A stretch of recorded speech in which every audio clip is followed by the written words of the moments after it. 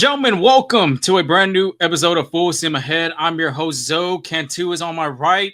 Steban is on my left. Boys, how was y'all's weekend? Because the Astros and Cubs, that was a good series. Best teams in the American League, best team in the National League going at it. Besides that, how was y'all weekend overall? I had a really good weekend. The only thing that was bad about this weekend, I wasn't able to get on the grill, but saw some really good UFC fights Saturday. Shout out to the dude from H Town and the other dude, Taporia, was that his name?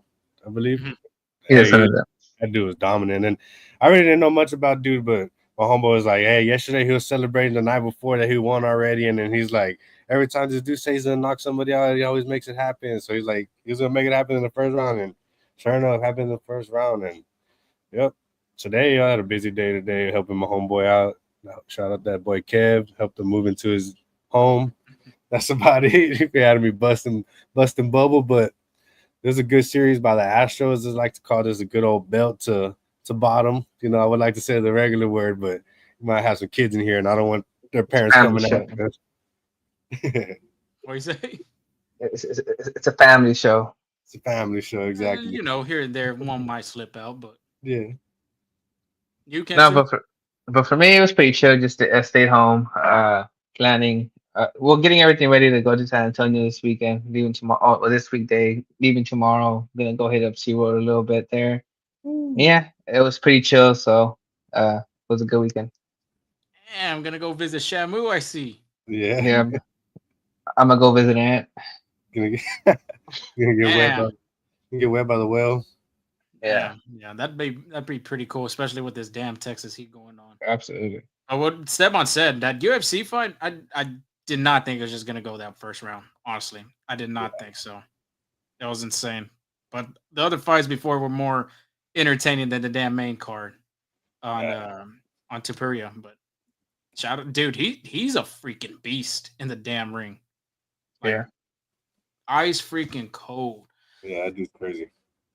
we do have some comments coming in right here. Patiently waiting. We appreciate that. I know. Oh, that was starting a little bit later than usual, but Yeah, 10:25. I don't think none of us saw that coming. We did yeah, not want to start this time, but We had a hey, little delay of game, but it's all right. The ball game goes on. yeah, we don't have penalties like in football, but yes, there was a rain delay, I guess you could say. I mean, yeah. it did rain in H Town. I did. That's why I was trying to figure out how you were helping this guy move when it was raining. I mean, you gotta think about it. It's Houston, and then when you're all the way in the outskirts, it's like drive an hour one way in Houston. Yeah, So if that's it's kinda raining over here downtown, over there you're gonna be dry, and then expecting about an hour later you're gonna be soaked. So we kind of kept it moving in and out, and while it rained on us, we just hydrated a little bit. If you know well. what I mean. Well, hey, you can be getting on that grill this coming weekend since 4th of July is For sure. upon us. But the title of this episode, Cam Smith makes Cubs pay for episode 270 because the rookie showed out against the team that drafted him. What a series it was for him. What a series for the Astros, continuing to be dominant at Daikin Park in their first season at Daikin Park instead of it being called Minute Maid Park. And man, they've been showing out this whole series from Cam went crazy. It is right there. That makes really total sense because I mean the kid went on good play discipline at bat. Sorry about that. And I mean he continued to show the Cubs like, hey, you should not put me in this package because you could have had me playing outfield instead of going to trade and go get one of the really top 5, top 10 baseball players in the league with Kyle Tucker. But yeah, what a series it was for him. We'll get that recap of this Cubs series going. Astros interested in Cedric Mullins is another interesting topic to discuss later on in the show. Dana Brown on the prowl. We will explain why. We had titled that little segment that preview against the Colorado Rockies, Astros injury updates. And if we have a little bit of time, maybe a little around the horn. But Cantu, before we get started, let everybody know where they can find us and where they can hear our beautiful voices. Yeah, absolutely. You can find us on X, Instagram, TikTok, and YouTube. That's at Full Steam Ahead. Instagram is FSA at Full Steam at FSA Full Steam Ahead. You can also find us on Apple Podcasts and Spotify Podcasts. But yeah, just keep up, turn those notifications on YouTube, X, wherever, whatever platform you use, because we will have some great stuff going happening there. We also have some great great updates during the game. Just in case you're not behind the TV, we got you with the updates to know what's going on with your Houston Astros. Yes, most definitely. I mean, what a episode it was last one. Man, credit to everybody. Shout out to everybody that was in the audience. Yep. Even after we did the episode, I mean, a lot of people joined on and tuned into that episode because, I mean, shoot, Kyle Tucker and Ryan Presley were the talk of the town coming back to Daikin Park for the first It was time. packed too. Yeah, and exactly. It was a packed jam house this weekend at Daikin Park. I mean, it was good measures as well because I mean you're seeing both of these guys that had very much a lot of success in an Astros uniform coming back to see the city again, embrace the fans, and I mean the fans did a really good job giving them their flowers, giving them a standing ovation, and of course the Astros. Mike, I don't know if you saw on social media the video that they created. That was like a 3-minute video or something, right? Applause to that, dude. I mean, I don't know if you saw it. I mean, just great overall. It showed like whenever Ryan Presley was about to get the last pitch to Castellanos in the World Series in 22, and then like just kind of like flashbacks when he got traded to the Astros, and then the same goes for Kyle Tucker before he was going to make that catch in foul territory. They pammed right there into him getting drafted by the Astros. So whoever did that, I mean, round of applause because my gosh, that's one of the best videos I've seen the Astros do for for somebody like that, especially. Yeah, Tucker seemed pretty emotional when his name was called, especially because Astros had his walk-up song coming up, the one that he stole from Michael Brantley, and I'm pretty sure as he looked over into right field, he's seen all the crowns that they had whenever they gave up for him here, and when it was Minute Maid, when Tucker was here, and it seemed like his first at bat was a little tough. Might have cracked a couple tears. That's what it seemed like for him. I mean, I can imagine for those guys though too, being there so long in the organization. Yeah, but I think Kyle Tucker enjoyed being back because in Game 2 he went pretty crazy there, shutout offensively. So and defensively, I think he nailed Isaac Paredes at home too. So I mean, I think he felt comfortable at Daikin Park for sure. Ain't that crazy? Kyle Tucker throwing out Isaac Paredes, the guy that was traded in that package. A very aggressive stand though. Yeah, everybody went bonkers in this series regarding Cam Smith, Isaac Paredes, and Kyle Tucker. And then even got on as well. So, I mean, it was awesome to see. But the Astros, I mean, 50-34 first. I mean, the second team in the American League to get to 50 wins. I remember seeing a tweet on X, and it was John Boy Media, and they were talking about I think the only team in the American League West, the only team in the American League West has not gone to 40 wins or something like that. Astros got to 40 wins like that. Now they're at 50 wins, 50-34. Very impressive first half of the season for the Astros, especially dealing with the injury bug, having a rookie play a new position, starting rotation. Literally, you're playing with AAA guys. I mean, everybody's just done a really good job passing the baton to the next person. And Hunter Brown and Framber Valdez has shown they're the 1-2 of this rotation that they could really go deep in the postseason if they even get there. Yeah, I think the biggest difference on that is being able to win at home, and that's something we've been talking about as kind of new for the Astros as of late, because the past 2 years winning at home was hard to find, but the Astros have not lost series at home since opening week to the Giants. When like when they got swept there after that, they've either split the series if it's 4-game or won every 3-game series. And so that just shows how good this Astros team is. Before we move on, we do have, Coach Mo's watching, so no pressure there. So just say hi to our high school coach there. Appreciate you listening in.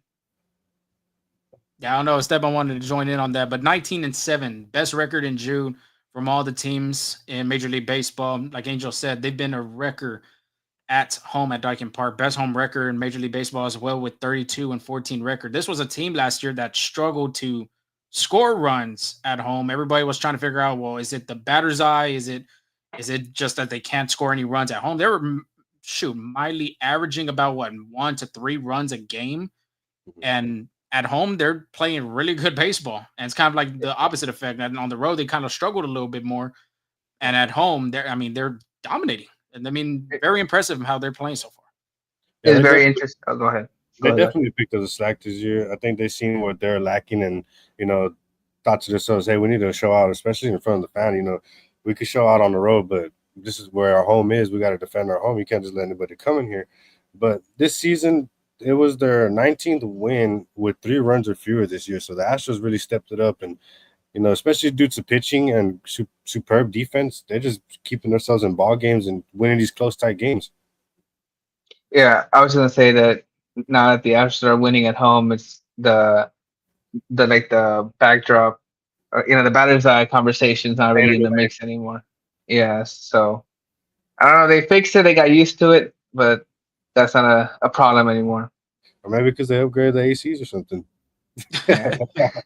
No, but Seba makes a good point. I mean, winning games with 3 or few runs, and like even with the 1-run lead, they've done an amazing job. The bullpen, especially, and these are not superstar names that are out there just showing out. I mean, Ben Souza, Stephen O'Kurt, Brian King, all them guys stepping up, and 3 of them are left-handed pitchers. And Angel and I had talked about a while back. You can't remember the last time this bullpen had more than one left-handed reliever in the bullpen. I mean, we talked about Tony Sipp the other day. Of course, Will Smith as well. I mean, they only had one guy, and they would even at times have to get a right-handed guy to go and get left-handed hitters out. I remember at the top of my head, that's Phil Maton. But now having not 1, not 2, not 3, they have 4 guys. And of course, one of them is their closer with Josh Hader and Brian Abreu. I mean, both those guys too. Like I said, I honestly think Brian Abreu has a great shot of making it to Atlanta this year. I mean, we're going to go by the numbers here in just a second with him and Hader, but very impressive so far from this team. First in the American League West, 6.5 games ahead of the AL West since Seattle. I think Seattle did win that series against Texas, Angel, if I'm not mistaken, in that series.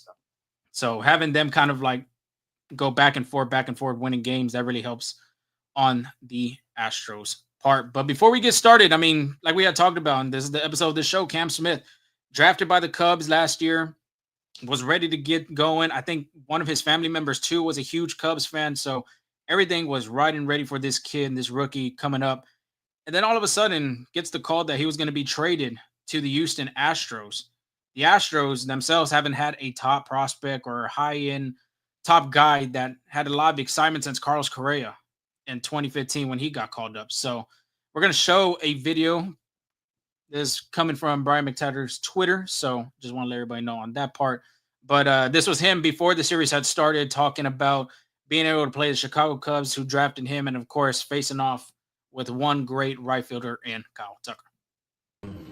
This series specifically, it's going to be a fun one. Honestly, this is the kind of baseball we live for, so I look forward to it.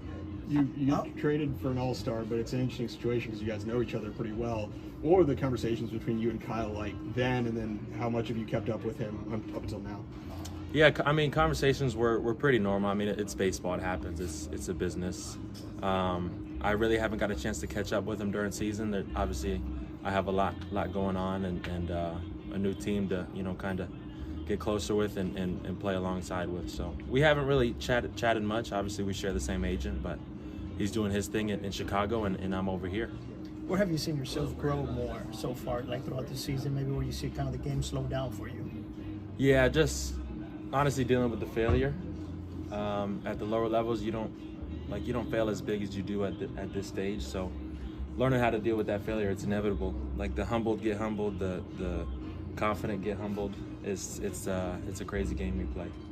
What does learning how to handle adversity look like for you? Connecting with the man above. I think that's the strongest foundation. You see a lot of baseball players connect with the man above, and there's a reason why, because it's a crazy game. You do everything right, and you can still go 0 for 4. So you have to have a strong foundation, somebody to lean on when times are tough.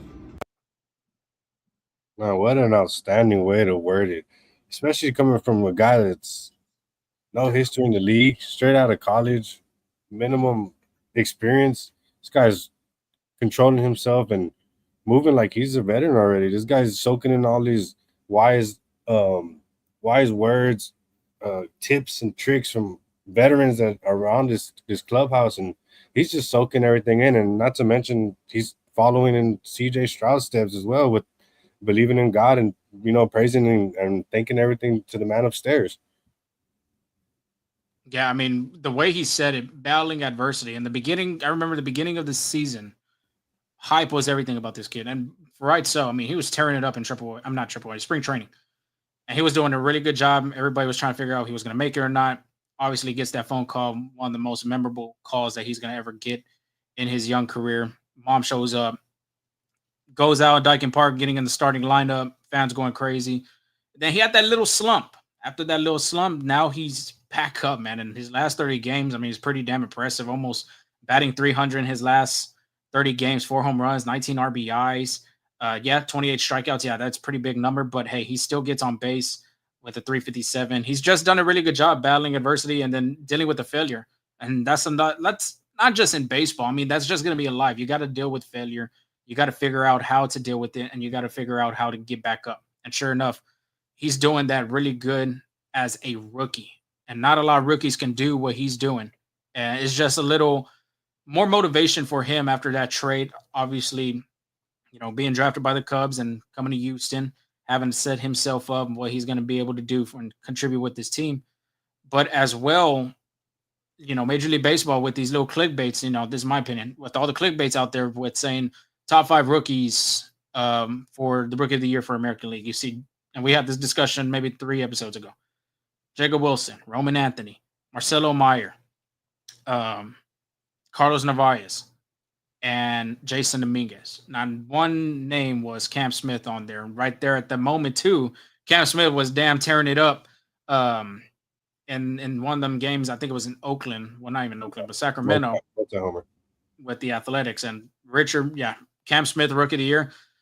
Honestly, the way he's been playing, he's making a bid at least in the top 3. I would not say top 5, top 3 as of right now, because I know Carlos Narvaez with Boston's doing really good, and Jacob Wilson, the season that he's having right now, it's incredible. So the way he's been playing, no doubt that he could be the Rookie of the Year.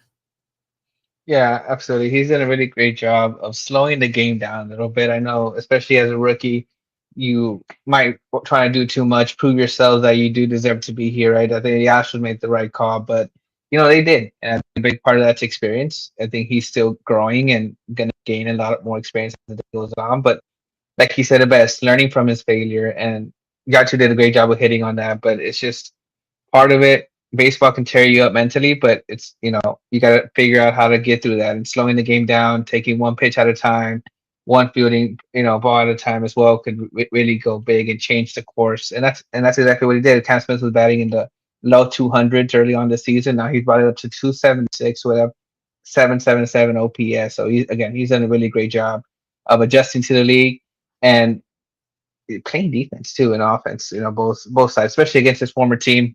It looked like he did have a lot of fun this series. Yeah, speaking about defense, he's trailing Fernando Tatis, which is leading the league with the defensive outs. Tatis is at 9 and Cam is at 4. Mm-hmm. Outs above average. Cam Smith 4, behind Tatis with 9. Yeah, the way he's played a different position, and that's why I said he's very athletic. You go throw an athlete out there, they're going to try to find a way to adjust and try to get better. And sure enough, he's just done an amazing job, especially having to learn that new position in spring training, not having a lot of time to develop. Off season, you got time, you got your workouts, and you got your, your repetitions and all that type of stuff.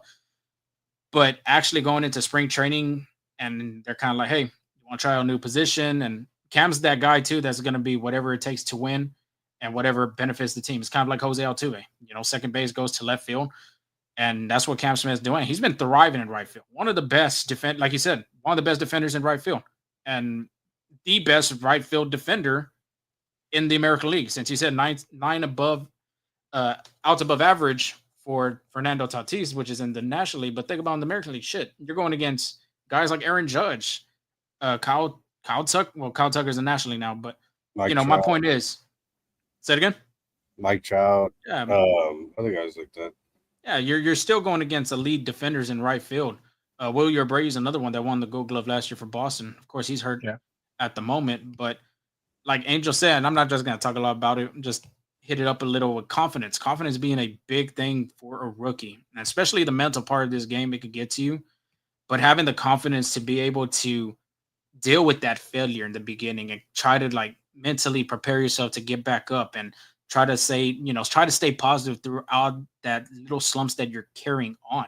So he's done an amazing job as a young MLB player being able to just be calm, learn it, proceed with it, and let's see how we can go and bounce back. Yeah, I mean, and just to go like one more stat, this is like I know Stepan gave us a stat about all right fielders, but it's about rookies right now. Cam Smith leads all rookie position players in WAR with 2.2 ahead of Dodgers infielder Sung Kim and Braves catcher Drake Baldwin too. So he's done a really phenomenal job.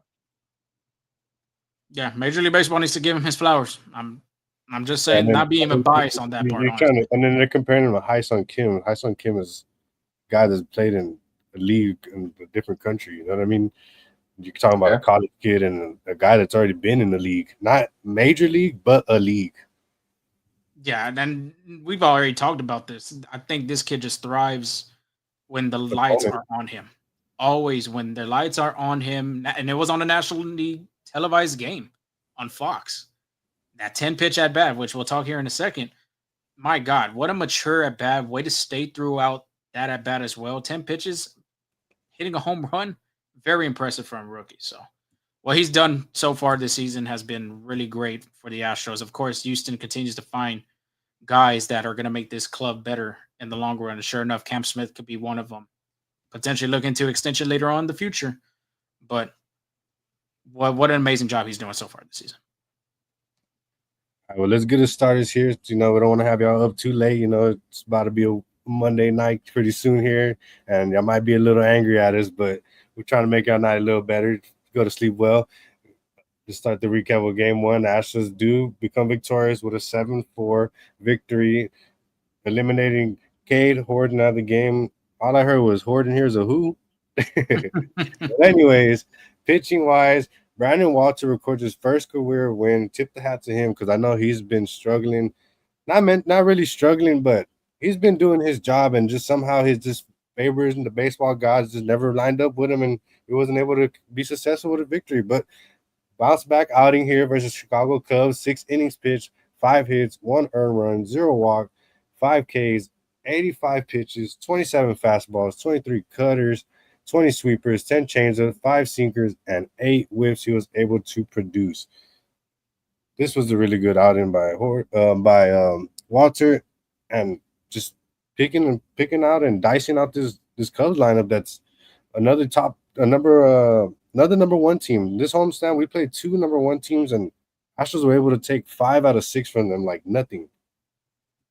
Yeah, this was a great outing by Walter, and this is the one I was curious to see just because his previous start against the Angels wasn't so great. He allowed a career high 7 earned runs, and being able to bounce back like that with, like someone said, a great team like the Cubs just shows what type of warrior he is up there. Being able to forget about it, what happened yesterday, it's a new day, pitch, and that's what makes these pitcher that's what makes pitcher special. Like if you're gonna get hit, you're gonna give up your runs, but being able to come out of that, don't not get lost deep in the show, but being able to bounce back and throw another set outing, Walter, I think he has a really bright future ahead of him.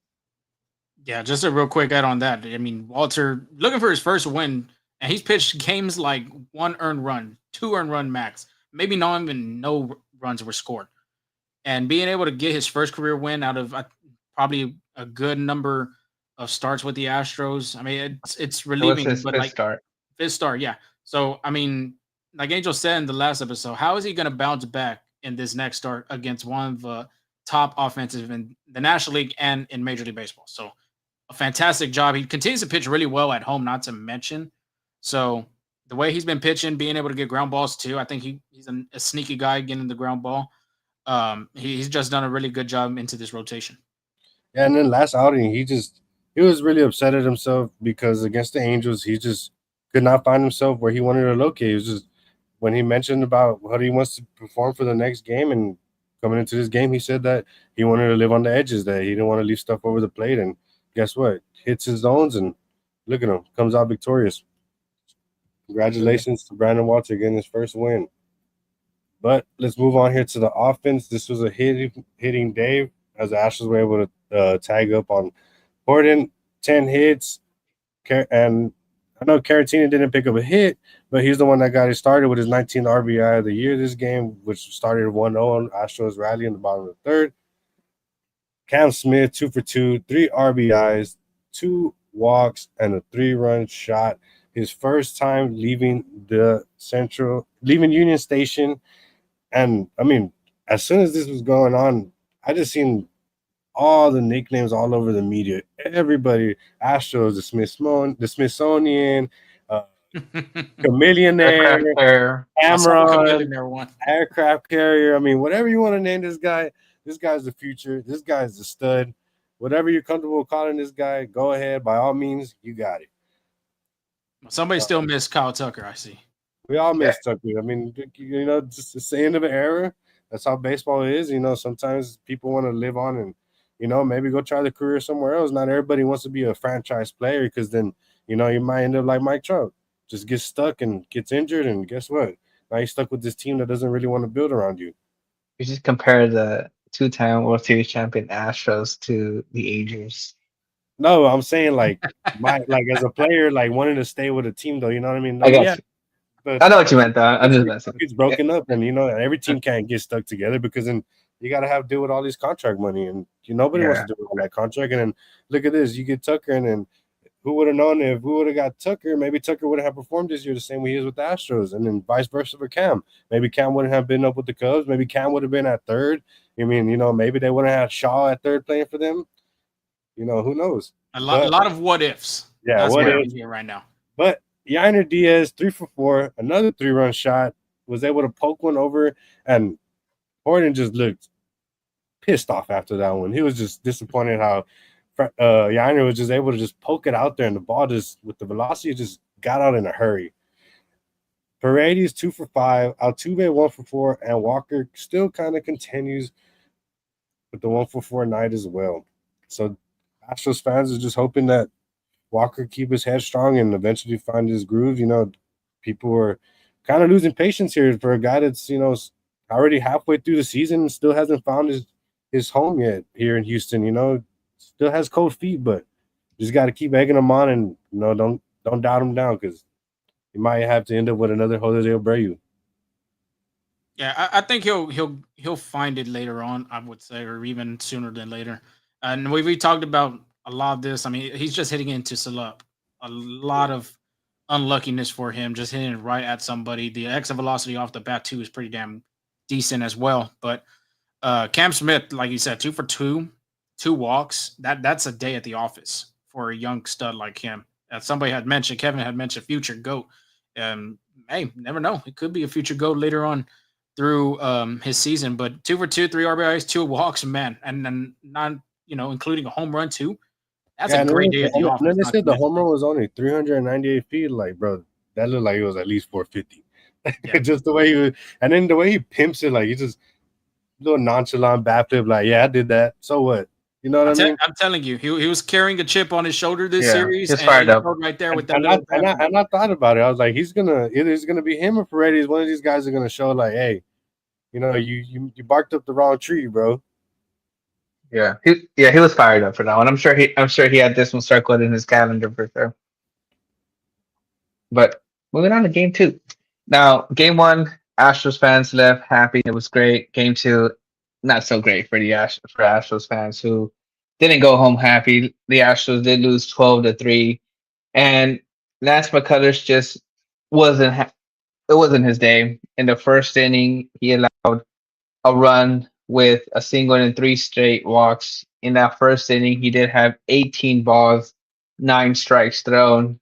That's a recipe for disaster. Was able to settle into the 4th inning when the Cubs put a 7 spot on the Astros. Well, Lance McCullers did pitch 3 in the 3rd innings, 7 hits, 8 earned runs, 4 walks, and 1 strikeout. He threw 79 pitches.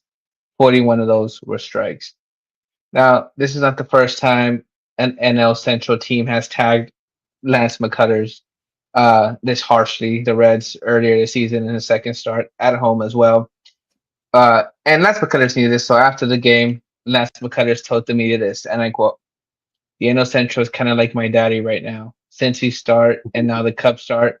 Outside of that, I feel like I've thrown the ball well." Close quote. I mean, it's true. I mean, that's the thing about Lance McCullers. He's not going to sugarcoat anything. He's going to tell you the way how it is, and he's pitched pretty well. And he's had these 2 starts that lopsided starts where he just can't find it. And again, he's coming back from an injury, coming back from not pitching, missing 2-3 starts. So I think there's better days for Lance McCullers. Is what I'm trying to say. Yeah, well, as of lately, I mean, he has to overcome adversity again, so that's another thing that knocks him down, especially when, he was barely getting back to catch fire and getting his location again, and then, you come back to this game, and it's a big game, hence, have 2 ex-teammates coming, and then a lot of young talent and pretty good veterans on that Cubs team that can hit the ball, and once they seen that he was just struggling to locate the zone, they pretty much just told each other, hey, don't swing, and what did Lance keep continuing to do? He kept continuing with those sweepers, and in those type of counts when you're 3-0 and 9 consecutive balls and certain bats, like sometimes you're just gonna have to throw some strikes and let your defense play. Have trust in them and don't get frustrated in yourself. Just let your team play and see what happens. Yeah, this was just an inconsistent McCullers on this one. I think if you were Houston, you look back at it now and kind of like, man, maybe we should have held him, for the game in Colorado, which I'm not saying the Rockies, are not, they suck, but, they're not one of the best teams in Major League Baseball right now. And I think that would have been a little bit more easier for him. However, being in Colorado, it's not very friendly for pitchers. So it could have went the two tails for him on that one. Yeah, I was gonna mention that too. Sorry, Seven, real quick. That like pitching in Colorado, it's kind of with that high altitude. It's kind of hard to get a spin on your off-speed pitches. Especially since Lance McCullers relies on movement, relies on sinkers, sweepers, slider. He's not gonna overpower you with a fastball. So, I mean, who knows what that could be, right? But I'm sure it wouldn't be as easy as people might think. Yeah, I'm with you on that one. I did hear about the ball spinning a lot different and less run whenever you're out there in elevation. Probably less of a feel of the ball too, I could bet. But Lance so far in 2025, I know it's only 13.2 innings, but he's only allowed 9 hits on the road and 0 earned runs and only 5 walks. So this probably could have been also maybe a little better start for him if he might have perhaps skipped this one and went on the road and iced off the ankle a little bit more. I wouldn't have hurt him. He would have let guys like Gusto perhaps get the start and prove themselves against a big clubhouse like the Cubs. Yeah, but the thing about McCullers is he's a dog out there. Whenever he's ready, he wants to be on the mound no matter what. And the thing with Lance McCullers, we've seen him in the past, is when he gets a start like this, he's able to shake it off and pitch a new day. And just to kind of back up what he was saying about in this quote, saying that the NL Central's kind of had his number. This is per China Rome. Lance McCullers has a 2.79 ERA in the 29 innings away from the NL Central. However, against the Reds and the Cubs, he's allowed 15 earned runs in 3.2 innings. So, I mean, he's pitched well. It's just 2 bad starts, both coming back really back from injury. So you got to brush it off, shake it off, and, get ready for the Dodgers because that's who Lance McCullers is set to take on in his next start.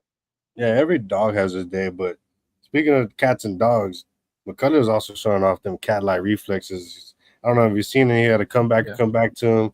Snags it like nothing, throws it first from the knees, and then there's also a play where Walker goes out for a ground ball, and Lance just fully stretches out and looked like he was showing off the first base skills there, Both in the first inning, too. Yeah, in the first inning.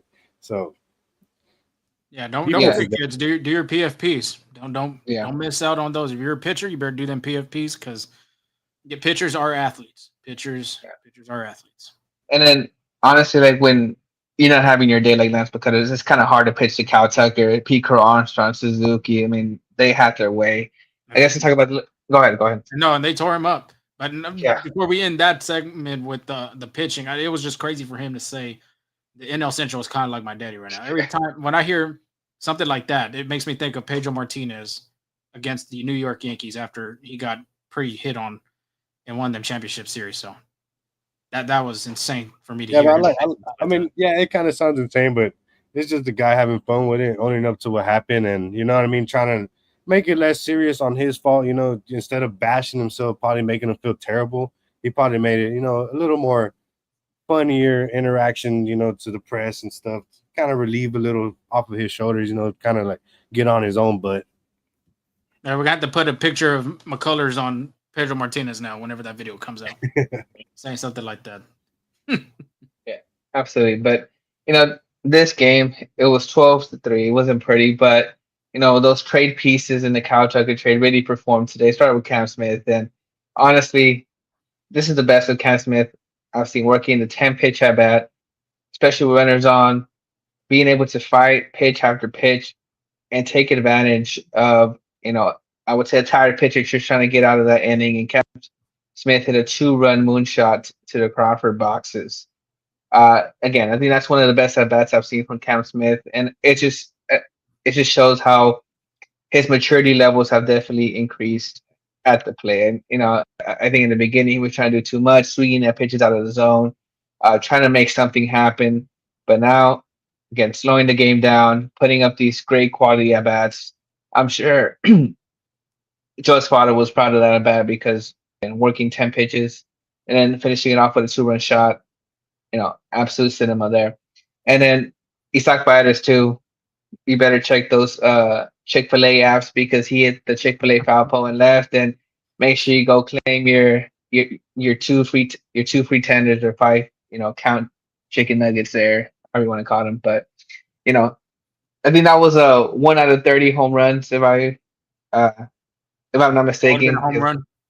Yeah. 1 out of 30 because that again snuck right in, hit the bottom of the foul pole for a home run. And then Kyle Tucker just had himself a day.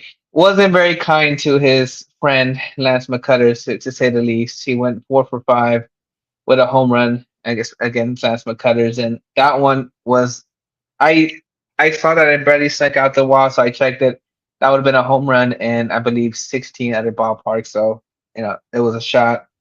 And then Ryan Pressly also came into the game to God's Gonna Cut You Down. That Kyle Tucker also had his former walk-up song as well. And then Ryan Pressly pitched a 1-2-3 ninth inning just to, put the seal on that 12-3 victory. Yeah, I mean, Kyle Tucker, nothing new being from, being able to play from Houston so many years, and then Ryan Pressly too. I bet you that was a weird feeling for Pressly to come from the visitors' bullpen to that song with everybody throwing their lights on their phone. I mean, that has to give you goosebumps if you're even a fan, I would say. But coming from Pressly, I'm just looking at his point of view, coming from the visitors' bullpen and coming and walking out with the music and the light. That just brings back memories. Like I said, that's pretty much goosebumps going through your arms. Yeah, I don't even know if I even seen that from a ball club do that to an ex-teammates. I think this is probably one of the first time, at least in recent years, that I've seen the ex-team pay homage to their old guys. That's something that's pretty cool. But talking about Cam and his 10-pitch at bat, I'm sure he's just feeding off of Isaac Paredes' information. That's just Paredes type of stuff right there. And then him pulling the ball twice, 2 home runs to left field, he's not really known for that. And like we mentioned last time, all of his home runs were always Oppo tacos, and then now he's just letting that thing sing. It's a game of adjustments, and he's just done a really good job doing that. Like I said, the average of them last 30 games have gone up. 15 games, 7 games. You go out there and look at them stats. I mean, it's very impressive seeing this from a rookie, especially that 10-pitch, I bet, like we had mentioned. And like, I mentioned, Stepan, Isaac Paredes, play discipline. And that's what happened in game 3. And the Astros won that game 2-0. And let's start with the offenses. We're talking about Isaac Paredes. I mean, the play discipline that he disposes at the play is just phenomenal. It's amazing. And, when this trade had happened, everybody was talking about some of the strikeout rate as well. But at the same time, too, he puts up good at-bats. It's either you're going to swing and miss, you're going to see a close strike in the corner of the plate. And like I said, He's just done a really good job making pitchers work, and that's what he did in this game against Jameson Taillon. I mean, the first to second to third at bat. First at bat, 12 pitch AB. Second at bat, 9 pitch AB. Third AB, 10 pitch at bat. 31 pitches, if you count all them pitches that he was thrown to, 31 pitches of them. Taillon finished the game with 107. So almost 30, under 30% maybe, or even a third that he saw, and he made Taillon throw so many pitches. And sure enough, I mean, like I said, Paredes has really one of the best at working a count. The discipline is there, doesn't chase a lot either. And it just showed right there in this at bat. And look what it did in the 5th inning, especially 107 pitches, not to mention. That's insane that Craig Counsell will let Taillon go that many, unless Taillon really told him, like, hey, I'm just going to go out there and pitch. But credit to the guys that are making them pitch that many in and at bat. And sure enough, I mean, from that game with Cam Smith doing 10 pitches, Isaac Paredes said, hey, hold my beer. You know, I'm going to do that with 3 real quick in game 3. Yeah, one of those at bats being a 3.5 minute at bat. Yeah, I mean, that's what I'm saying. The way he does it is just, I mean, it's phenomenal to see. Yeah, and that freaking home run. Go ahead, Angel. No, I was gonna say just right now, Isaac Paredes has a batting run value of 17, which is a 93 percentile, 92 percentile with rate. Doesn't really swing and miss a lot. Walk rate 86. You know, so he's been doing a really great job. And if you're comparing to Alex Bregman right now, Alex Bregman has 22 walks, 42 strikeouts. Isaac Paredes has 42 walks and 59 strikeouts too. So, and then Alex Bregman has only played in 51 games as well. So, I mean, it's just so that, hey, he's really been able to fill in Alex Bregman's shoes. And right now, I think Isaac Paredes is playing a lot. I wouldn't say a lot better, but well, I guess you can say a lot better than Alex Bregman. Yeah, Bregman just hasn't played a bunch of games because of his injury. But yeah, I mean, Bregman was hot whenever he was playing, but got hurt, had to deal with that. But Paredes has just done a really great job filling in that void in the hot corner, defensively especially as well. Improved in that category. But everybody knew when the Astros got him, everybody knew he was going to pull the ball no matter what. He was going to find a way to pull the ball. He even said it himself in one of the spring training interviews that he said, it's outside, I'm still going to try to find a way. But then he's done a really good job even taking the ball the other way in some crucial at-bats in some moments in some games. So credit to Paredes continuing doing what he's doing, especially leading off this whole series because of, well, not the whole series, but the last 2 games with Pena dealing with that rib injury. Credit to him doing that 30 pitches in the leadoff spot. Jesus, what a great job. I want to say he fought off I believe 19 foul balls. So if I'm not mistaken, they said that was the most that had ever been fouled off at Minute Maid. I mean, at Dakin Park. And before we move on the Isaac Paredes conversation, on Game 2's home run, yes, it was a 1 out of 30, but it had an expecting batting average of .040. So you're looking at an out literally in every other ballpark. It was one of those video game home runs too. Just one of those how did I hit that? It was just so inside. It just made no sense. It made no sense at all. It's just one of them Dakin Park specials. That's all it is. The Crawford boxes plays the advantage to Paredes, and he's taking advantage of them Crawford boxes this season. And I think safe to say he really enjoys Dakin Park and being on the Astros, because when he was in Chicago, he was dealing with all that wind in the Windy City at Wrigley Field. So done a really good job. And before we move on to the pitching stat, I mean, 2 runs, how that was scored by. And of course, it was scored by Jose Altuve hitting a 2-run homer off of Jameson Taillon, getting him out of the game on his 107th pitch of the game. Like I said, I don't understand what Craig Counsell was thinking of having Taillon go 100-something pitches, but Jose Altuve made him pay the price, and sure enough, that was able to get the win for the Astros. I mean, he was dealing too, so I mean, 0-0 ball game, give him a chance to get out the inning. But I mean, I don't know. If you had 100 pitches, you're telling me you would have been in there still? No, probably not, right? But yeah. Again, no, but I'm just trying to say maybe he left them on because it was 0-0 game. Yeah, I get you. Either that or maybe the Astros just taxed their bullpen. They really had nobody to go to. I mean, the Yeah, Cubs. I know for sure the Cubs taxed the Astros. Yeah. Yeah. But that was Altuve's, I believe, 242 home runs, so 8 away from 250, and I believe he's 2 off of Time Bagwell for second all time in Astros history. So shout out the little big goat. Yeah, the way he's been, he's stamping his name in Astros history forever. It's just going to be interesting if he passes Craig Biggio in some of these categories. I'd love to see it. I'd love to see it. The only thing I think he'll not get is Craig Biggio's hit by pitch record. I think he had like 300 something plus hit by pitches, that's insane. That's crazy. Is that why it's sad? He just can't get out the way. Yeah, for sure. But I mean, one of the guys that you would love to have on the mound on a series finale, trying to clinch that home series win and to have a happy flight going into Denver, Colorado the next day, it's Framber Valdez. And he's just been hot for a good while. 10-0 in his last 10 starts, 6 innings, 5 hits, 0 earned runs, 2 walks, 6 strikeouts. Of course, you can enter another quality start into the books. 92 pitches were thrown, 61 were strikes. The advantage of him getting the ground ball rate being the highest percentile of anybody in the game. 10 ground outs in this game for Framber Valdez. And of course, he always has to make history some way, somehow.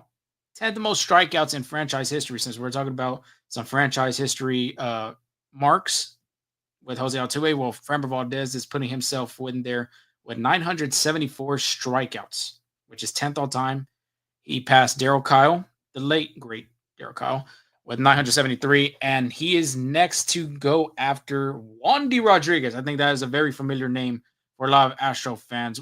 He is next. He has 1,093 strikeouts. But the way Framber has been pitching, the way Hunter Brown has been pitching, like I had mentioned in the beginning of the show, this 1-2 punch is extraordinary at the moment. And if they can continue doing this, which you have 2 Cy Youngs, not to mention, pitching right now for your team, this is almost like 2019 with Justin Verlander and Garrett Cole. They're both battling for Cy Young. Right now, of course, it looks like Hunter Brown is leading that away with Tariq Skubal and Gerald Crochet, but everybody's not paying attention to Framber Valdez the way he's been pitching. My gosh, he's been really doing great going into the All-Star break. More than likely, he will be an All-Star. But you got to give credit the way he's been pitching and helping out this rotation, especially knowing that they're very depleted in the rotation. I love that first at bat that Framber had to start off the game. Those 2 strikes, chain busts off. Ian Happ gets mad. Craig Counsell comes out. Framber just gets back on the bump, proceeds to strike out Hop, gets back in the dugout, and Hop's over there just banging on the benches and the bleachers in the dugout, just heated. Yeah, and Framber right now is riding an 8-game winning streak, so which is his career long, and actually has been the longest by an Astro since Luis Garcia posted a 7-game win streak back in 2022. So right now, again, with this win, he does have 8 straight wins. He has 9 wins now, which is I believe tied for second in the major leagues. Oh, sorry, tied for third in the major league. So I mean, he right now, Framber Valdez is rolling, and he's right now increasing his price range at the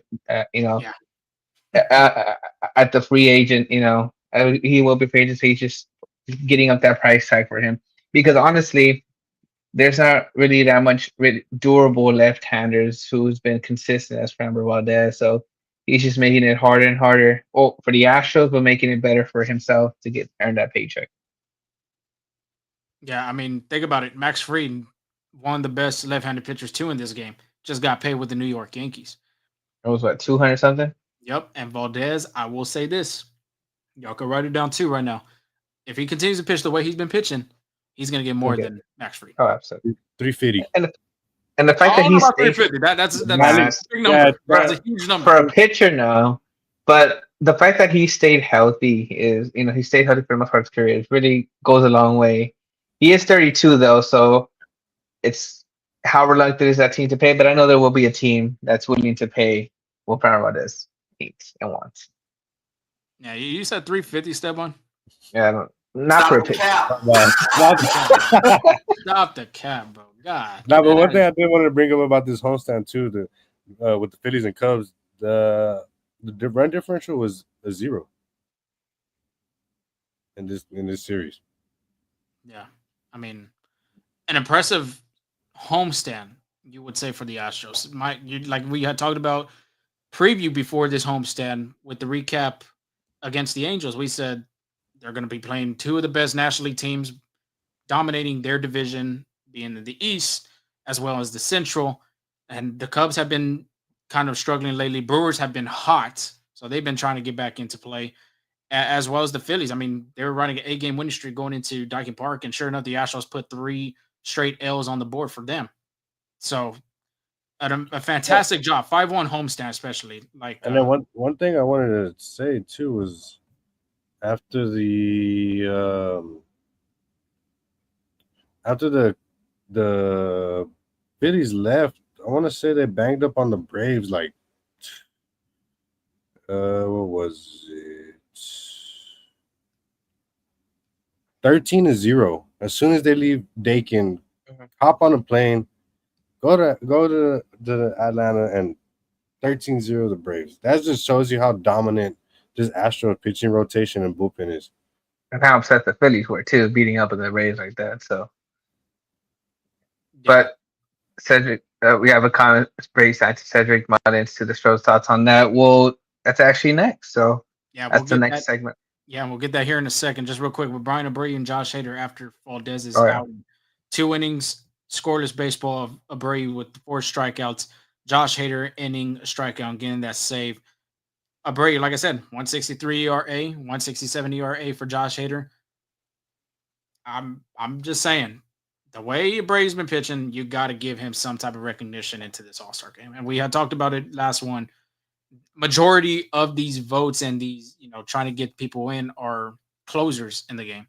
And you got to find some love for these setup guys, because without the closers actually getting these saves, you would have the guy in front of you being the setup guy. And Brian Abreu has done a really good job manning that down this season. Yeah. Yes. So, but like Brady had said, like the comment right here, Cedric Mullins to the Astros, thoughts on that? Well, I don't think Cedric is not spelled like that, but I could be wrong. Yeah, that one's an interesting one. On Sunday morning, Bob Nightingale of the USA Today had an article out, and it said, quote, the Astros are aggressively searching for a left-handed hitter ahead of the 2025 trade deadline. They have their eyes on Orioles outfielder Cedric Mullins, which is an interesting name because he was an all-star before. I believe he also even had a 30-30 season, if I'm not mistaken. So far, his stats this season aren't really great. He has a negative 0.4 WAR. He only has 50 hits, 12 doubles, 12 home runs, 38 RBIs, as well as 69 strikeouts. The batting average isn't too pretty either, with a 210, on base percentage 295, slugging 412. The OPS is the average of Major League Baseball, being in the 700s. So he has an OPS of 707. The OPS plus barely clears the 3-number figure with 100. And as of right now, his last 7 games haven't been pretty. Last 15 games as well haven't been pretty. We'll go with the 15 since it's the bigger number. He's 7 for 51, 2 home runs, 7 RBIs, 4 walks, 15 strikeouts, with a .137 batting average in his last 15 games. Not to mention his on-base percentage is a 196. We had talked about in the last part of this, and we even had everybody in the comments on our social and Twitter at least discuss about this, what they think about the possibility of the Astros acquiring Cedric Mullins in a trade. A lot of people have been mixed about it. Second Half Sports has said a perfect fit. H-Town Hustle says do not want. H-Town for Life, pass. I'm reading the comments on here, by the way, if you are trying to figure out why I'm just saying these random things. Ryan Nolan with eye emojis. And Schaefer, if you only had to give up I'm not going to read that one. You can read that one on your own. Dan Matthews, Sports Talk 790 guy, would prefer a starting arm.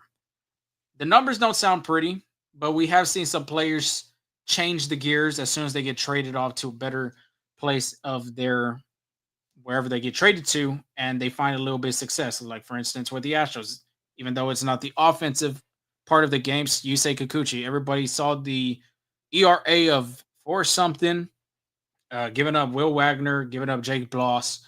It was basically 3 prospects. Joey Lupafito being in that package deal just for a second half season of Yusei Kikuchi. And look at Kikuchi, what he did in Astros uniform. It was very impressive to see that. So I want to hear y'all guys' thoughts on this. I'll start with you, Cantu, on what do you think of this? What do you make of it? You get an outfielder, you add more depth, you get a left-handed hitter. We talked about the Jason Hayward kind of thing. Share your thoughts. What do you think about this? I mean, it's to me, it's just if the price is right. Right now, you're looking at a declining player who I think his best season is far, from is far. It's back in 2021 when he was an All-Star, was ninth in MVP voting, and after that, it's just been kind of downhill for Cedric Mullins after that. It could be more like how we said earlier, maybe like a Jason Hayward if he were to come kind of like a veteran presence, a guy who can still have some range in the outfield, who can really play defensive, can help with center field. I know that's the big thing the Astros need. And another center field, just give Jake Myers a little day off, every once here and then. Left-handed bat, but unless the Astros see something they can fix, unless the Astros think this is a guy that could be getting consistent at bats, I don't see a reason for Cedric Mullins to be in the Astros uniform. Again, if the price is right, the Astros are not giving up a lot, maybe some cash considerations or anything like that, or maybe some international pool money, then okay, I think that can work. It could be like a low risk, high reward type of deal. But if you strain away like a prospect or a price prospect, like that, I think that'll be an unnecessary expenditure when you can get like another guy maybe. But again, how we talked about earlier, Astros don't really need a guy that's going to be playing every day just because they have Cam Smith playing great. They have a few injury players that are going to be, once healthy, they're going to be in that role. It's more like a backup, just a backup role. And my thing, just to start the conversation too, is, I wonder why they haven't gave Cesar Salazar a chance, especially they're looking for a left-handed bat. He hits left-handed. And he's a third catcher just sitting there. So, I mean, I don't know exactly what they're looking for. Again, I think it's an outfielder with a left-handed bat, but I don't think Cedric Mullins might be the answer.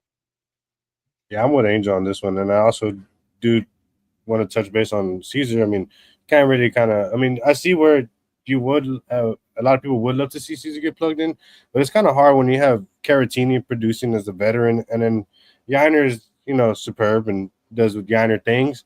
So it's kind of hard for that situation. But Mullins, like you did mention, he is an aging player going into, I believe this is his 8th season, and he will be a free agent in 2026. This could be a risky one. You could, if you could get him on some cash considerations or, like you said, international pool money, this would be a bonus for us, because losing some future talent would kind of be a shocker to these Astros, because, I mean, we're doing good right now, but there's not much for us to write for our future. Astros don't have many top prospects. Our prospects are in-house. I'm not saying they're bad. We have a lot of sleeper under the radar talents, but you're going to lose your big ones, your main ones already. And I mean, honestly, the first guy they're going to try to go for is Bryce. And then after that, one of the pitchers, any of the pitchers. So it's like, I really wouldn't want to see it, because I feel like Mullins might be somewhat of an overpay that might be asking high for the Orioles, just because they know his glove's still there and he can still perform. The bat may not be like super crazy, but like y'all said, change of scenery sometimes help people. People get died out, want to go somewhere else. This could be the situation for Cedric. Yeah, man, I'm not comparing Cedric Mullins to Juan Soto, but look what happened when Juan left San Diego. I mean, he thrived in New York. He just, some people just love them type of different atmospheres. Maybe the weather too is a difference maker as well. Cedric's been with the Baltimore Orioles though for his whole career. And I just wanted to check too, just to see like with the situation, the defense. Okay, if you add Cedric Mullins to this team, like you said, Angel, where are you going to place him? You can't place him in center because Jake Myers has done a phenomenal job manning his position defensively in center field. Right field, you got Cam Smith thriving over there and learning the position quickly, but also doing it at a high talent. And then you got left field. Of course, left field's always right now is the question mark. Jose Altuve, of course, is going to continue getting them reps out there. Yordan Alvarez, as of right now, looks like he's going to be a DH when he comes back, not playing so many games out there. So left field's kind of like up for grabs. And Mullins hasn't played left field since 2020. I would highly doubt they would move Jake Myers from center field to left field to accommodate Mullins onto this team. And you also have Zach DeZenzo too. When healthy, would probably slot in that left field spot. Exactly. Not to mention, you got Taylor Trammell that just came back. You'll have Jacob Melton whenever he decides to come back from his injury. You already have a lot of depth in this outfield. And you can't even forget about eventually Ben Gammel's going to come back. A guy that had a pretty good run with the Astros last season when he was playing for us, filling in the injury role for us. Oh, well, where's Ben Gamel right now? Remember, he broke his fibula or something like that. So he's on the IL. She's downtime, but you never know. He might come back. He's out with Houston. Yeah. Oh, he's not? Yeah, you gotta stop that, bro. Come on, man. Come on. I know it's almost midnight, but God, you gotta stay with me. You gotta stay with me. My bad. But going back to Mullins, though, yes, the numbers aren't pretty, but you've seen what Dana Brown has done with guys that are not doing too well with high ERAs, especially with pitching. He's done a really good job finding these talents and trying to come back and see if Houston, with the development of their staff, how they can fix it. Like, for instance, Alex Bregman, that is a perfect example right now. Alex Bregman went to Boston, and Boston's hitting coach had told him in their meeting when they were trying to figure out if they can get Bregman to sign with the Red Sox. It's like, hey, we can tell you what you're doing wrong with your hitting approach. It's some of your mechanics. It's something with your swing, your timing. If you sign with us, we'll help you out. And sure enough, he signed. Look at what he was doing in Boston before he got hurt. So that can help out as well. But for me, I'm agree with both of y'all. Yes, he's played 8 seasons. He's 30 years old, not to mention. Like Esteban said, too, he'll be a free agent in 2026. It's for me, it's like you're going to have to give up. I wouldn't even give up a prospect. If it's going to be a prospect, it's going to be one of those guys over the top 30 prospects in the farm, or literally in the 25-20 range, if anything. But, you know, Bryce Matthews off limits. Miguel Ulloa is off limits as well. AJ Blueball's off. Like, all those guys are off limits. If Baltimore's going to ask them, which Astros have some ties with Baltimore with Sigma Dale and Mike Elias over there, I would highly doubt Dana Brown's going to pick up that phone. As soon as he hears Bryce Matthews, he's hanging it up. But it's just interesting to hear that Houston and Dana Brown is interested in a guy that was an all-star, was a 30-for-30 guy, like I had mentioned too. When you have a center fielder that's really performing really well for you. I mean, he is a left-handed bat, but where are you going to play him on the field? You can't put him at DH. I wouldn't say putting him at DH would fix everything, because you got Yordan Alvarez coming back pretty soon for you. I mean, it's an interesting thought, interesting look. I just don't see it working out, you know, unless you get him really cheap. I think that's the only way I see it happening. Yeah, that's the only way that makes sense, honestly, because you have, like I said, you got some depth. Unless you want to add a veteran, like y'all were mentioning too, maybe him, but it's gonna be difficult, honestly. But Dana Brown is on the prowl. During the Astros pregame radio show, Astros GM Dana Brown said he called Scott Boras when he found out he was representing Jeremy Pena and had an initial conversation, telling him they're still interested in signing him long-term. Yeah, I mean, thoughts on that? Yeah, I mean, I think that was a good call by Dana Brown, just checking in. Again, this is a guy the Astros seem that they want to keep, and by all means they should. Jeremy Pena has shown he can be a really top player in this league, and the fact that they're already creating dialogue, the fact that, you know, there's conversation, communication, I think that's a good sign. Hopefully, you know, Astros fans hope they can get a, you know, deal done. Yeah, I agree with Angel real quick on that, just to touch a little bit. Just being able to pick up the phone as soon as that they already made that decision if he's going to be represented by Boras. Real quick on the phone, get that phone going, talk to him. Hey, I just want you to know right now that we're going to be talking in the future. Let the season roll on. Let him go to the All-Star game, all that, playoffs. Off season comes, we're going to figure out a figure. We're going to figure out a number, what works best for both sides. And it's just good that Dana Brown's being able to communicate with Boras and let him know, like, hey, this is the guy that we want for our future. If y'all could estimate, what would y'all number probably possibly be? Say similar to Bregman's deal. I think about 156, but I think Jeremy Pena might be looking at 200, like maybe long term 200 deal. I don't know, but I think the Astros' initial offer will probably be like Bregman's, so somewhere along those lines. If Ari on his report had mentioned 5 years, 100 more than 105 million, I would have to say maybe in the 120s, if anything, 130s, even. 200, man, for him, Yeah, he's barely having a good season. I would highly doubt he's going to get 200, but my range at least, I'd be like in the 120s. Max would probably be 130, but yeah, that sounds a little more reasonable opinion.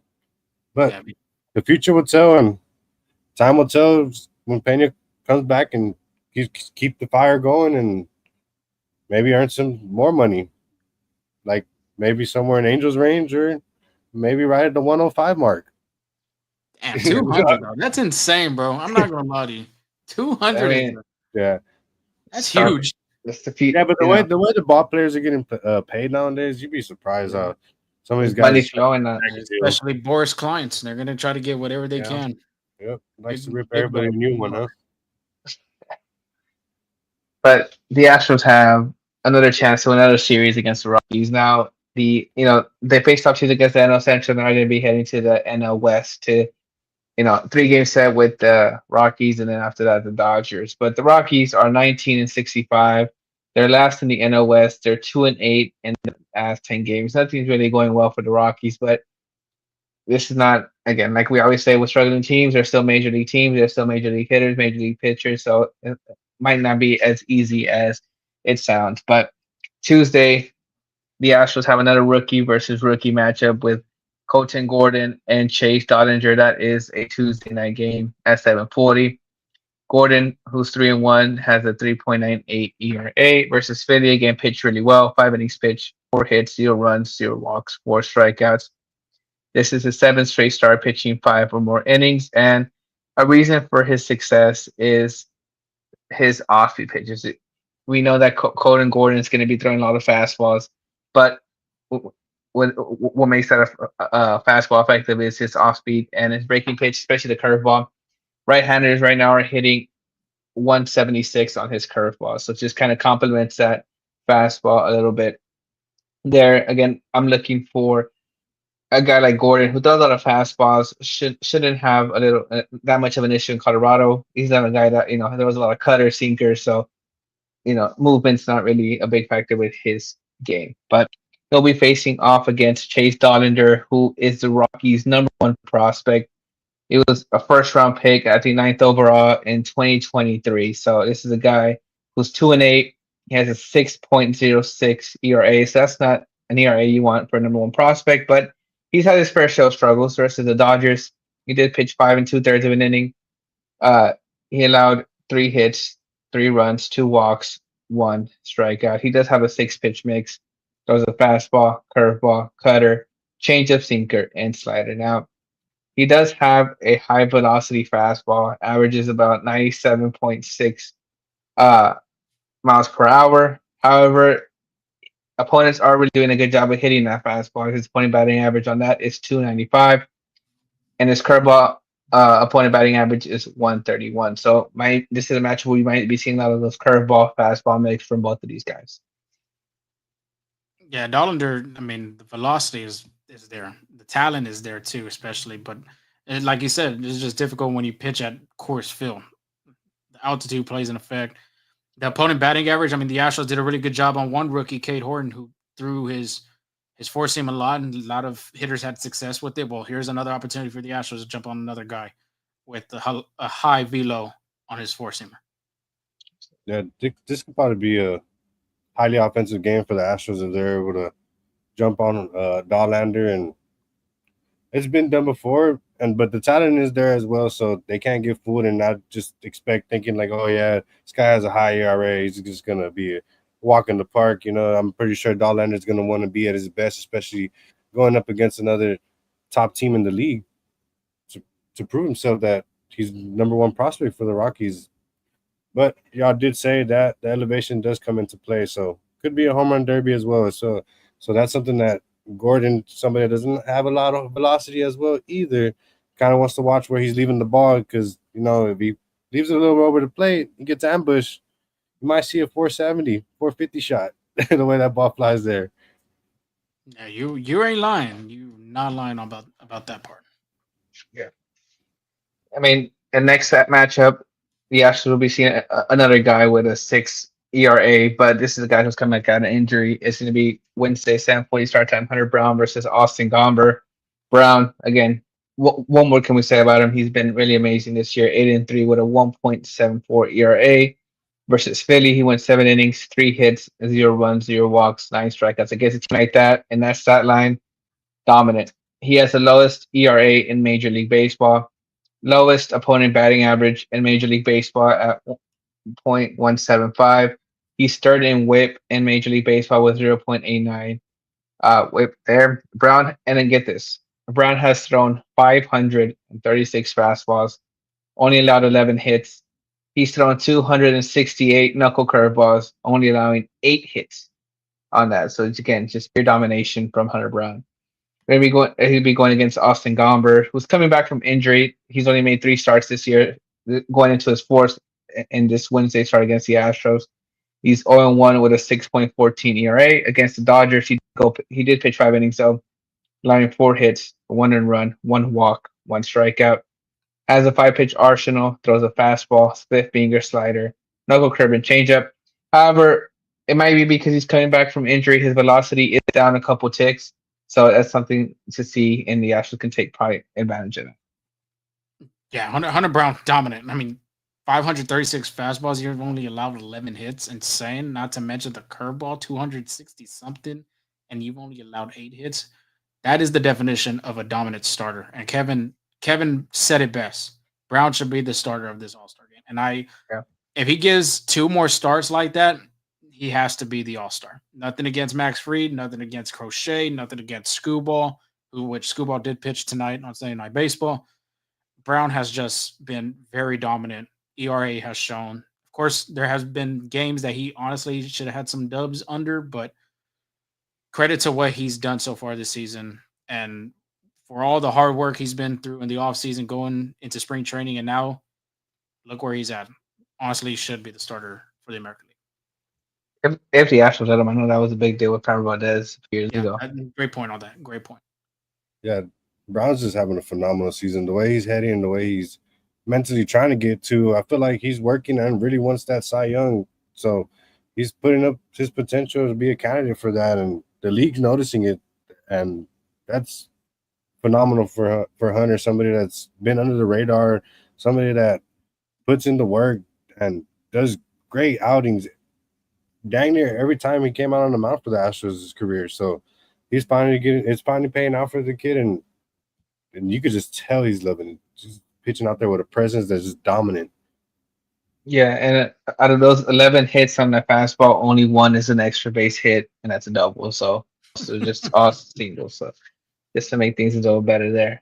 But Sunday, 2:10 start time, Brandon Walter versus Kyle Freeland. Walter is 1-1 with a 3.34 ERA versus the Cubs. If you missed the stat line, he did pitch 6 innings, 5 hits, 20 runs, 0 walks, 5 strikeouts. Again, if you missed that, we did talk about that's his first career win. It was a great bounce back for Walter. And a big thing is his off-speed pitches. They've been great. His sweeper has a 269 point batting average, and his changeup 0.190 opponent batting average there.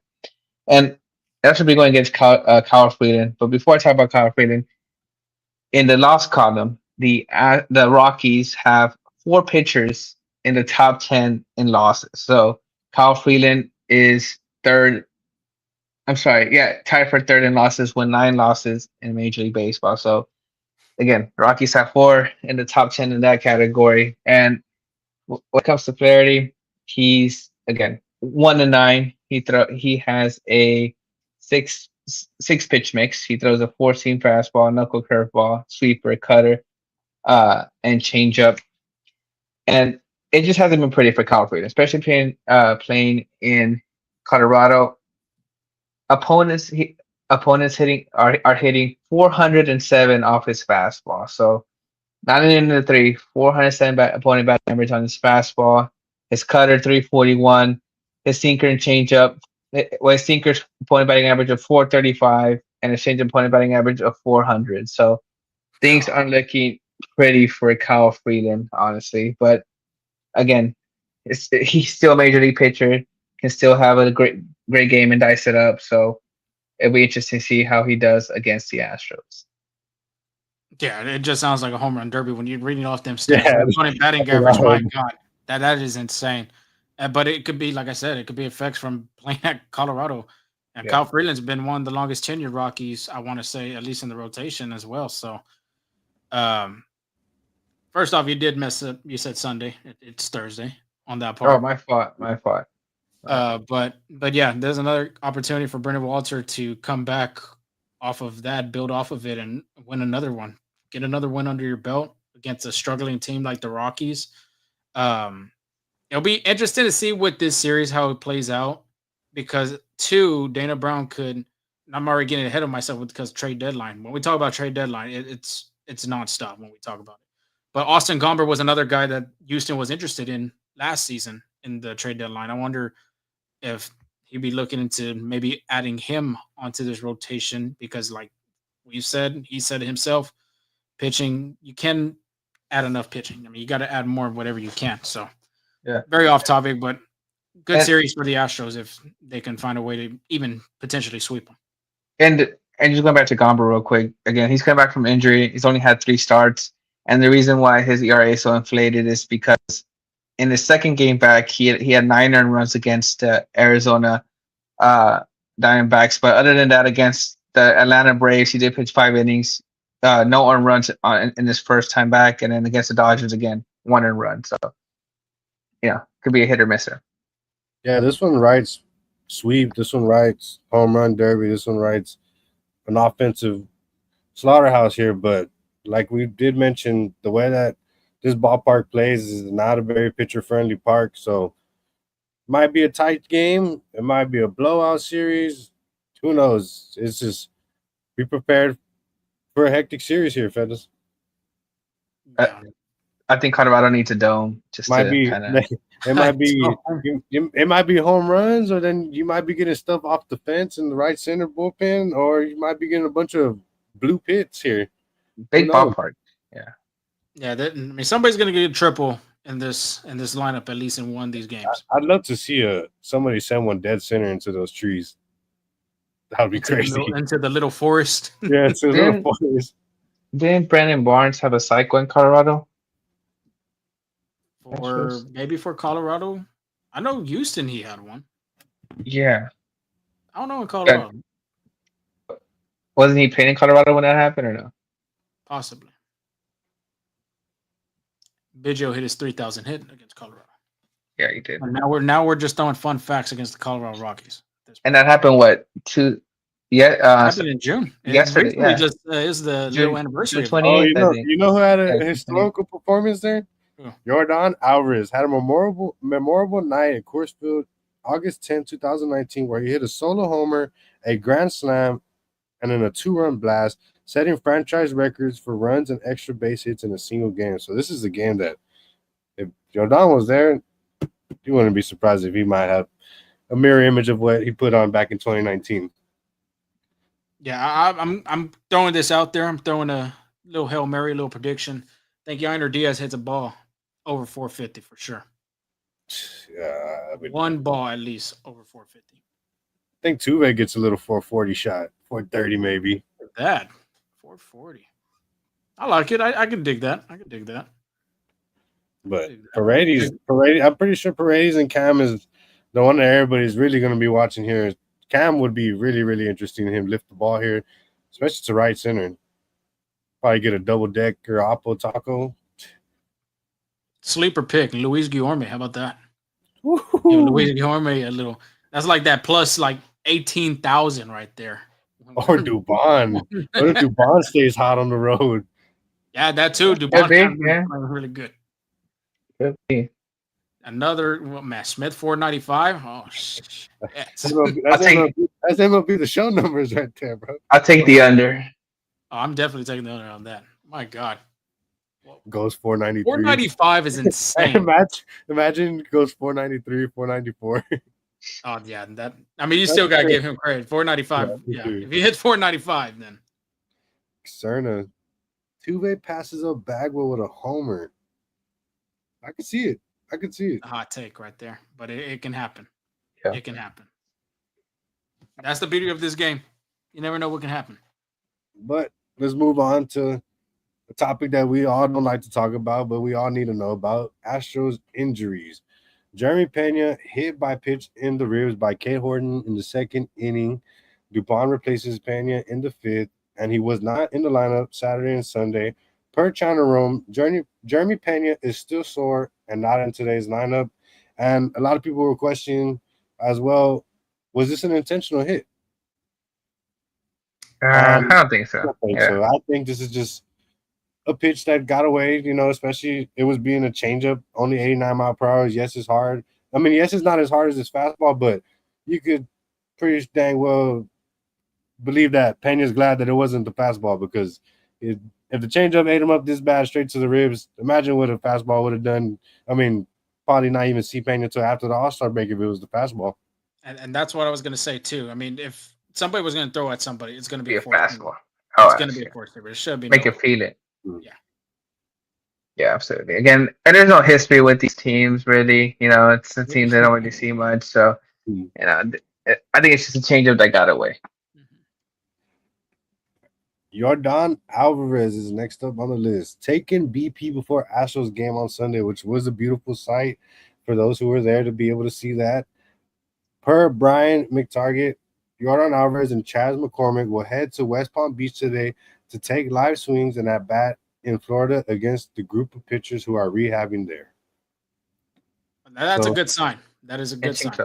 And he gets to see some familiar faces, and the way the Astros are moving with the dang near the best relievers, best pitchers out there. This would be good for them to see some big league pitching right here. And I could be wrong on this, but I think Dana Brown had mentioned they're hoping that Yordan could return to the team in the Los Angeles series. So it's not likely. I don't think so. I saw something about that, but when I saw it, I was like, there's no way he's going to be able to be quickly that ready. He's going to have to go to a rehab assignment. Yeah. He did say that on the radio, but he also did say after that it's not likely. Okay. Okay. That's an idea. Yeah. Next on the list, JP France threw a live bullpen Friday. Luis Garcia and Christian Javier will throw live BPs early this week, and Spencer Arrighetti threw a bullpen side session yesterday. A lot of great things to see if you're a Nationals fan. Hearing these guys getting their bullpens ramped up. More than likely, they're going to be probably ready after the All-Star break, which Tony Ayo, real quick, when is the All-Star game? It is, believe, in the second week of July, if I'm not Tuesday, July 15th. July 15th. Correct. July 15th. Yeah, so one day after my birthday. Oh, shoot. Nice. We're going to have to celebrate it. Go to the ATL. Man, one of these years I need to go out there, and since it's always on my birthday time, I need to go experience a home run derby one of these years for my birthday. Okay, we're going to have to go to the ATL. Atlanta, Magic City. They can join me. Let's go. Yeah, Cantu will be there for that week of All-Star Weekend, so he'll have all your interviews with your favorite Astro players who will be representing, even Orbit if he decides to talk with Angel. I hope not. Oh God.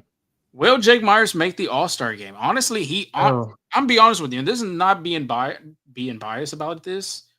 He honestly deserves some love to be in this All-Star game. One of his best offensive seasons. I don't think he'll get it though. He won't. I agree with you on that. But one of his best offensive seasons, defensively, the way he's been playing as well, outs above average, defensive run save, every category, his name is up there pretty high. So you got to give the guy recognition. You got to give him his flowers and give him a bid. But I honestly highly doubt too he'll make that All-Star game. Yeah, Jake Myers is working the case to be probably one of the best underrated baseball players in the outfield. Just because of his bat not being too crazy, but the defense is it's absolutely phenomenal out there. Every time you see Myers, it's just like you know there's a chance that the ball's not going to be dropping.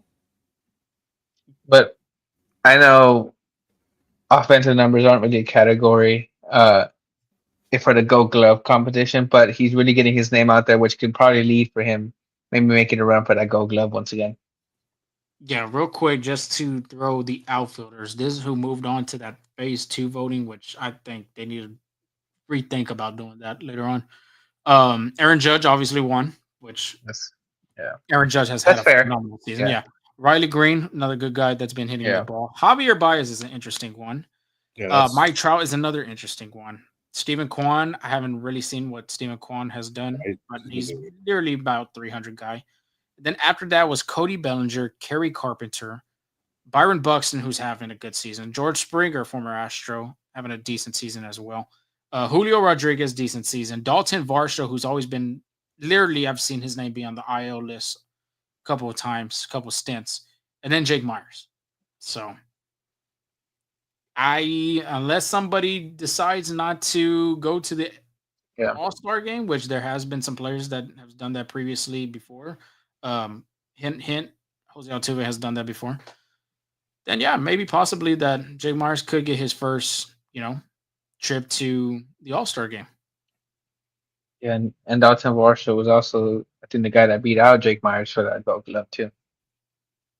Yeah, Jake does, like I said, he has a big, really good case to be an All-Star, but of course, with coaches being involved and players and fans, and the fan voting is just.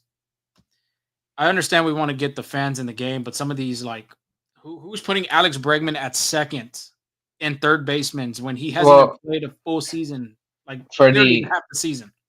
For the NL race for third base is between Manny Machado and Max Muncy. Right. Oh, yeah, exactly. I did see That's- that Are you too. kidding me? That's And there's, Yeah, there's so much talent in this league, and Manny Machado. Eugenio Suarez is having one of his best offensive seasons. That's what it should have been. It should have been Manny and Eugenio in the finals. Like, it doesn't make sense. I mean, the Dodger fans do a good job voting their guys because literally almost the whole phase See, 2 but is that's going to be literally Dodger and somebody else. See, but that's the population of LA. It's just so big. So compared to I mean, Houston's a big city in its own right too, right? But compared to LA, I mean, It's tough like to New compete. York. I mean, you don't got a lot of New York. Oh, we got Ben Rice at second at the DH spot. Another interesting See, choice. Yeah. Yeah, because he's also a catcher too. Ben Rice, I didn't have listed as a catcher too, right? Yeah, it's just like Jose Altuve being listed as a second Left baseman. fielder. No, this is a- Yeah, he's second baseman on the ballot. I'm sure Apple TV will have the Astros and Dodgers. I wouldn't be surprised if they don't either. They're going to have it. That weekend would be more than likely nationally televised, either with Fox, ESPN could be doing Sunday Night Baseball, which I don't think so. Apple TV. Thank God, not Roku. That Roku game that was horrible. MLB needs to stop doing those Roku games. My opinion. Honestly, like me too. Like I'm really not really a fan of the Fox broadcasting. Like I don't know, some of their stuff is just like real lenient on certain teams sometimes, Mhm. So I don't know. I'm fine with the Space City Houston network. You like to hear Jeff Blum and Todd Callis and Judy Morales. Yeah, pretty much. They make things interesting and fun. I see Barria voting for Jacob Wilson, although he's having a great season. Yeah, he, like I said, he even got fans, and since they're in Sacramento, you still got fans over there in Oakland that still love the A's. Las Vegas. Like he said, even Las Vegas too. Yeah. So, but like he mentioned, Jacob Wilson having a hell of a season. So he honestly deserves to be the All-Star. The All-Star starter, though, that should be interesting. Who starts? And it sucks, to say that in my opinion too, like I said again, I think Jeremy Pena deserves to be a starter at shortstop compared to Bobby Witt's numbers, and looking at Jacob Wilson's numbers, I think Pena has a stronger case to be the starter for the American League. But like I said, this is when it comes to fan voting. But we'll see all that happens. We'll see how many Astros make it to the All-Star game. Player voting, and once that happens, once that list is in, we'll get you covered there. Yeah, more than likely it'll probably be like the first week, not even first week, maybe the weekend of 4th of July or the next week of that Monday, Tuesday, Wednesday leading up to the All-Star game. So yeah, it should be interesting how many Astros go out there. A lot of pitching. They deserve it. They deserve it after this series and homestand they did against Philly and Chicago. They did a really good job. But yeah, we were wrapping this up. Now we're 30 is insane. We're just next thing you know, we're gonna do 2 hours. It's getting crazy. I'm already yawning. It's about to be midnight. I know. Yeah. We know about you. Yeah, midnight's insane too. Jesus. But Shout out to all y'all demons that stay in here in I'm these late hours. saying. I really appreciate y'all, man. That's what I'm saying. Like, I'm saying. the takes a love, lot the of- support. Yeah, we Love love and the support. A lot of What's- motivation there from y'all, helping You us know- push through these podcasts, and we try to deliver the best and give y'all the most entertaining episodes every time. Well, Kevin's already been drinking too many twisted teas. He forgot what time it is. So Yeah, I think he's probably still on West Coast time mentally. probably. Yeah, but like shout out to everybody. Shout out to everybody that has followed us and has stick with us through the thick and times and all that type of stuff. We appreciate each and every single one of you. Like we said, we promise we're gonna get that giveaway pretty soon. Hopefully this weekend we can see what we could come up and put out. So make sure you tell July your 4th friends. special. Yeah, tell your friends, tell your family members, whoever else you want to tell. By all means, let the word spread. Because we are on social media with Twitter, X, FSA Full Steam Ahead on Instagram, TikTok. We got some interviews on there with Taylor Trammell recently, who just made his Astros debut. Subscribe to the YouTube channel. We've done a really good job with that as well. So hit that like notification bell too, because we will be getting some interviews pretty soon with some players. That's a little hush hush until later in the season. Well, not really later in the season, but it's coming. It's coming soon. So just stay tuned. So make sure you hit that bell that you won't miss any of them videos. And of course, if you don't want to see our beautiful faces, you want to hear us on the road, going to work in the morning, yelling on that traffic on 45 or 59. I know Angel's going to be on a long ride to San Antonio, so he wants to tell them people over there in Luling to give us a shout. San Antonio as well. For some of them big, beautiful San Antonio women.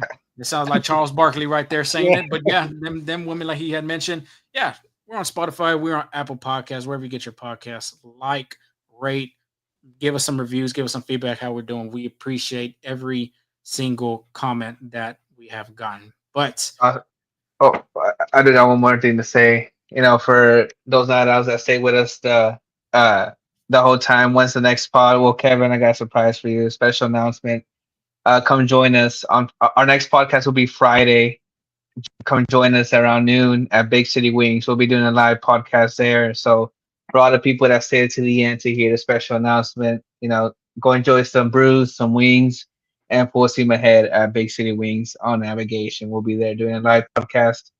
Be good to go. So I know that it's 4th of July, so before you get your your July 4th shenanigans going again at 12 p.m. at Big City Wings Navigation. Be there. yeah, some beers on ice sound good. Some beers, some drafts, wings. and some wings. Yeah, you can Brews, Wings, and FSA. Brews, wings, and the bros. There you go. Dudes being dudes hanging out.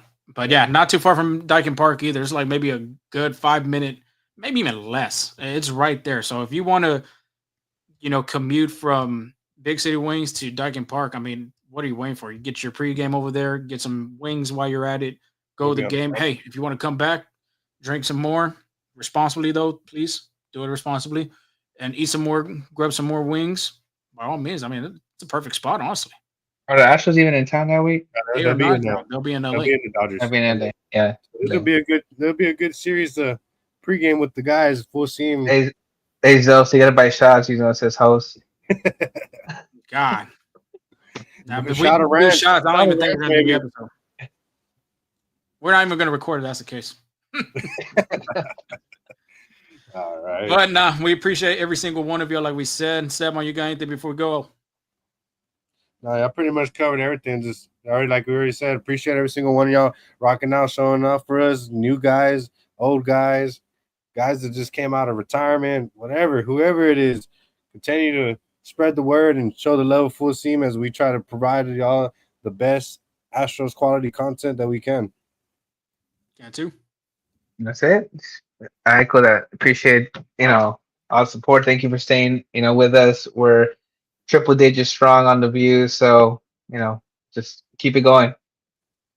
Yes, of course. So until then, we'll give you that recap of the Rocky series, and we'll get you that preview of an exciting 2017 World Series rematch of rivals, I guess you can say, Houston Astros and the Los Angeles Dodgers. Like Angel said, Friday we'll be over there.